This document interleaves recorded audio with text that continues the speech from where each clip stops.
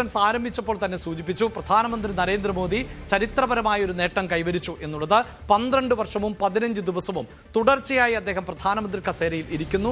അത് ഒരു ജനാധിപത്യ സംവിധാനത്തിൽ തെരഞ്ഞെടുപ്പിലൂടെ വിജയിച്ച് അധികാരത്തിലേറി ഏറ്റവും അധികം കാലം തുടർച്ചയായി മുന്നേറുന്നു എന്നുള്ളതാണ്. അവിടെ ഇതാ ചില പദ്ധതികൾ, അതായത് സാമൂഹ്യക്ഷേമ പദ്ധതികൾ ഉൾപ്പെടെ ഉയർത്തി കാണിച്ചുകൊണ്ടാണ് സർക്കാർ ഈ 12ാം മോദിയുടെ തുടർച്ചയായ 12ാം വർഷം എന്നതിലെ ആഘോഷിക്കുന്നത് എന്നതാണ് എടുത്തു പറയേണ്ടത്. അവിടെ പല നേട്ടങ്ങളും സർക്കാരിന് ഉയർത്തി കാണിക്കാനുണ്ട്. നമ്മളത് നേരത്തെ സൂചിപ്പിച്ചു. ഇപ്പോഴിതാ രഞ്ജിത്ത് രാമചന്ദ്രൻ നാഷണൽ ഡെസ്കിൽ നിന്ന് ചേരുന്നുണ്ട്. രഞ്ജിത്ത്, തീർച്ചയായും ഇത് വലിയൊരു നേട്ടം തന്നെയാണ്. കാരണം നിരവധിയായ രാഷ്ട്രീയ പാർട്ടികൾ, അതിൽ തന്നെ BJPയിലെ ഒരു മുഖം, ആ മുഖം തന്നെ തുടർച്ചയായി തെരഞ്ഞെടുപ്പുകൾ വിജയിക്കുന്നു. ഇന്ത്യയുടെ പ്രധാനമന്ത്രി എന്ന നിലയിൽ സമ്മർദ്ദങ്ങളെയും പ്രതിസന്ധി ഘട്ടങ്ങളെയും ഒക്കെ അതിജീവിച്ച് മുന്നോട്ട് പോകുന്നു. എന്തൊക്കെയാണ് BJP ഈ ഘട്ടത്തിൽ ഉയർത്തി കാണിക്കുന്നത്? ഇപ്പോൾ പ്രധാനമന്ത്രി നരേന്ദ്രമോദി തൻ്റെ 12 വർഷത്തെ നേട്ടങ്ങൾ ചൂണ്ടിക്കാണിച്ചുകൊണ്ടാണ് നേരത്തെ പറഞ്ഞതുപോലെയുള്ള കാര്യങ്ങളെ അദ്ദേഹം അഭിമുഖീകരിക്കുന്നത്. പ്രധാനമായും ക്ഷേമ പദ്ധതികൾ, അടിസ്ഥാന സൗകര്യ വികസനം, നികുതി ഇളവുകൾ, സ്ത്രീ ശാക്തീകരണം, ദേശീയ സുരക്ഷാ സംരംഭങ്ങൾ തുടങ്ങിയ നേട്ടങ്ങളാണ് പ്രധാനമന്ത്രി എടുത്തു കാണിക്കുന്നത് എന്നുള്ളതാണ് പ്രത്യേകത. ഇന്ത്യയെ ഒരു വികസിത രാഷ്ട്രമാക്കുക എന്നതിൽ കഴിഞ്ഞ 12 വർഷമായി താൻ നടത്തിയ പ്രവർത്തനങ്ങളുടെ ക്രോഡീകരിച്ച ഒരു രൂപമാണ് ഇപ്പോൾ പ്രധാനമന്ത്രി മുന്നോട്ട് വെക്കുന്നത്. സേവനം, സദ്ഭരണം, സമൃദ്ധി എന്നിവയിൽ ശ്രദ്ധ കേന്ദ്രീകരിച്ച് തന്റെ സർക്കാർ തുടർന്നും പ്രവർത്തിക്കും എന്നാണ് അദ്ദേഹം ഇപ്പോൾ എക്സിലൂടെ പൊതുജനങ്ങളെ, ഇന്ത്യൻ പൗരന്മാരെ അറിയിച്ചിരിക്കുന്നത്.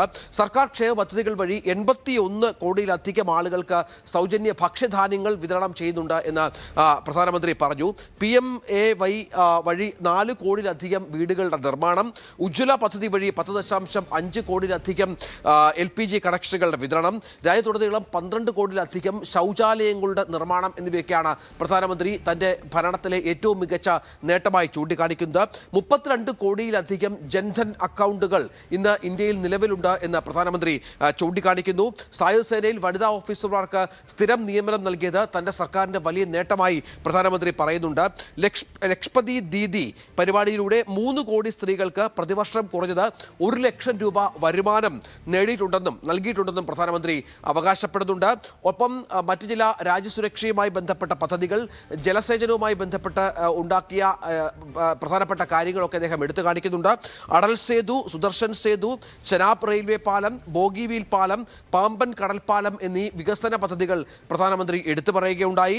രാജ്യത്തെ മെട്രോ റെയിൽ ശൃംഖല 26 നഗരങ്ങളിലായി 1100 കിലോമീറ്റർ അധികമായി വികസിപ്പിച്ചു.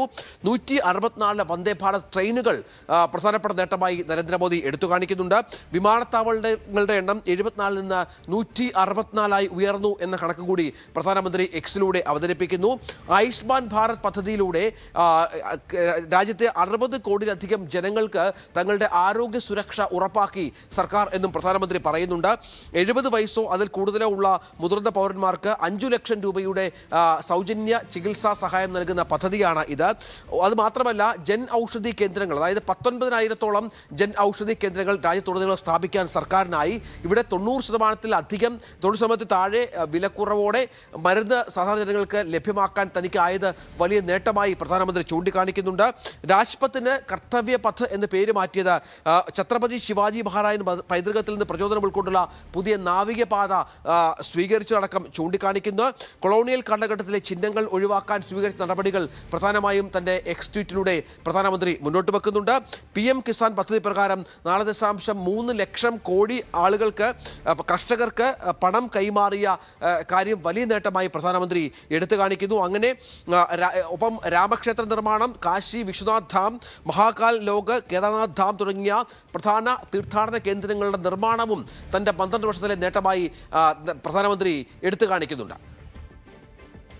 ഇതാ പ്രധാനമന്ത്രിയുടെ 12 വർഷങ്ങൾ 15 ദിവസം, അതൊരു ചരിത്ര നേട്ടമാണ്. അതായത് തെരഞ്ഞെടുക്കപ്പെട്ട സർക്കാരിനെ നയിക്കുന്ന പ്രധാനമന്ത്രി എന്ന നിലയിൽ തുടർച്ചയായി ഇത്രയധികം ദിവസം ഭരണത്തിൽ ഇരുന്നത് പ്രധാനമന്ത്രി നരേന്ദ്രമോദിയാണ്. ഇനിയുള്ള ഓരോ ദിവസവും ഈ റെക്കോർഡ് അദ്ദേഹം മറികടന്നുകൊണ്ടേ ഇരിക്കും എന്നുള്ളതാണ് എടുത്തു പറയേണ്ടത്.